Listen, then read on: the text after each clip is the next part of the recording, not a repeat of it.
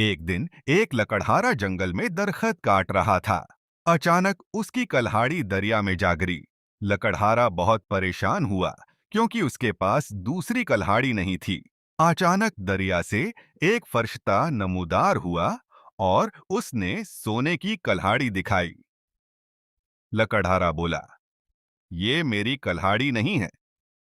फिर फरिश्ता ने चांदी की कल्हाड़ी दिखाई, लेकिन लकड़हारा फिर बोला, ये भी मेरी कल्हाड़ी नहीं है। आखिर में फरिश्ता ने उसकी अपनी लोहे की कल्हाड़ी दिखाई।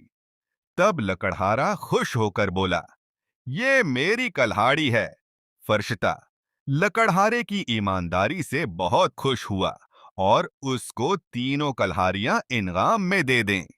सबक: ईमानदारी के साथ जीना हमेशा बेहतरीन इंतखाब होता है।